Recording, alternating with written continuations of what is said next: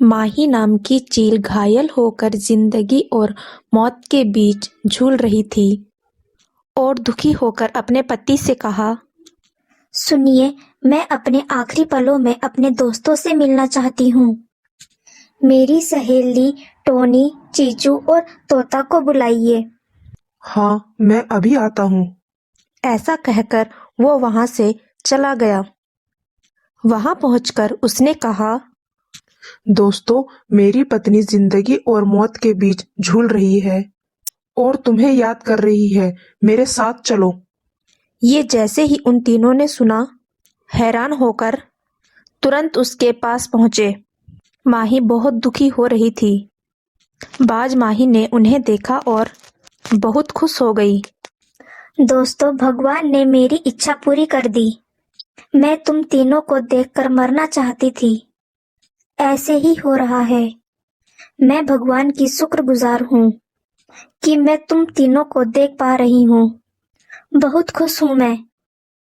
हे भगवान, हमने ऐसा नहीं सोचा था कि हम अपनी सहेली को इस हालत में देखेंगे।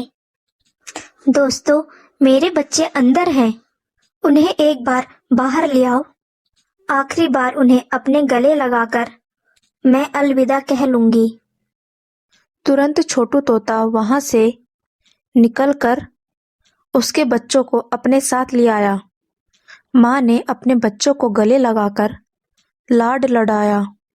तुरंत छोटू तोता वहां से निकलकर उसके बच्चों को अपने साथ ले आया। माँ ने अपने बच्चों को गले लगाकर लाड लड़ाया। तुम चिंता मत करो, तुम्हारे बच्चे तुम्हारी सहेलियों के साथ ही रहेंगे। ऐसे उसने हामी भरी। चील बहुत खुश होते हुए अपने दोस्तों से कहती है, दोस्तों, मेरे बच्चों को अपने बच्चों की तरह ही पालना।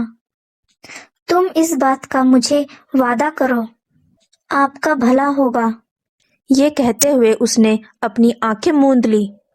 दोस्त, जैसा तुम चाहती हो हम तुम्हारे बच्चों का वैसा ही ख्याल रखेंगे। यूं उन्होंने कहा और उसके बाद सभी ने भरे मन से चील को दफना दिया। चील से कहकर तोता एक बच्चे को अपने साथ ले गई और टोनी गोरैया भी एक बच्चे को अपने साथ ले गई। वे उन दोनों बच्चों का बहुत अच्छे तरह से ख्याल रखते। कुछ दिनों बाद पिता चील उन सबके पास आया। दोस्तों, इतने दिनों तक मेरे बच्चों का ख्याल रखने के लिए आप लोगों का बहुत धन्यवाद। अब मैंने दूसरी शादी कर ली है। बच्चों को कोई दिक्कत नहीं होगी। मैं उन्हें ले जाऊंगा। ये सुनकर तीनों ने शंका जताते हुए दिल पर पत्थर रखकर बच्चों को भेज देते हैं। पिता चील अपने बच्चों को लेकर वहां से चला गया और उसने दूसरी पत्नी के पास अपने बच्चे छोड़े। सुनो, जैसा तुमने कहा मैं वैसे ही अपने बच्चों को यहाँ ले आया हूँ। जो उनके साथ तुम करना चाहती हो वो करो, लेकिन मुझे तुम सिर्फ चाहिए। मैं इन्हें मार दूंगी और उसके बाद अपने बच्चे अपने ही होंगे। कोई भी आड़े नहीं आएगा। इतने में चेचू कौवा वहां पर आई। वो उसकी सहेली और अच्छी वैद्य थी।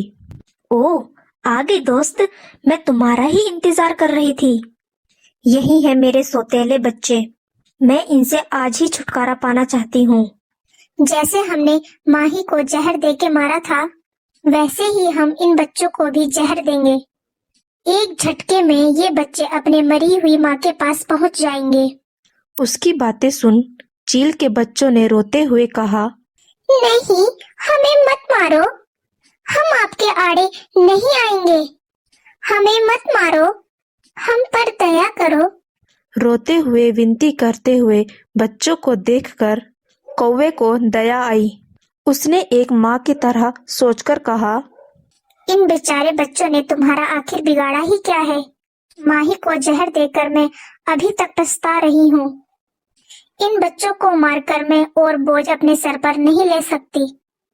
आखिर तुम्हें हो क्या गया है? ऐसी बड़ी बड़ी बातें कर रही हो और आंसू बहा रही हो। उनके आंसू देखकर तुम भी पिघल गई। कोई बात नहीं, अगर तुम जहर नहीं दोगी मैं ही इन्हें मार दूंगी। नहीं, मैं ऐसा नहीं होने दूंगी। तुम इन्हें नहीं मार सकती। भला ये बच्चे तुम्हारे आड़े कैसे आएंगे? वो बच्चे अपनी जिंदगी जी लेंगे। ये कहकर कौवा जैसे ही आड़े आई, चील को बहुत गुस्सा आया। उसने अपनी चोंच से उस पर वार किया और वहां से भगा दिया। कौवा बहुत दुखी होते हुए वहां से उड़कर अपने दोस्तों के पास चली गई। दोस्तों, जैसा तुम समझ रहे हो, तुम्हारी सहेली माही बीमारी के चलते हुए नहीं मरी। जिस चील ने उससे दूसरी शादी की है वो मेरी सहेली है और वो बिल्कुल भी अच्छी नहीं है। उसने उस चील को प्रेम के जाल में फंसाकर अपनी पत्नी को मारने लगा। उसने मेरे पास से ही जहर लिया और उसने माही को मार दिया। मैं अपनी गलती के लिए अभी तक पछता रही हूँ और अब वो बच्चों को भी मारना चाहती है। और जब मैं आड़े आई तो उसने मुझे भी मारकर भगा दिया। तुम उन बच्चों को बचा लो। ये सच्चाई सुनकर वो तीनों वहां से चल पड़े।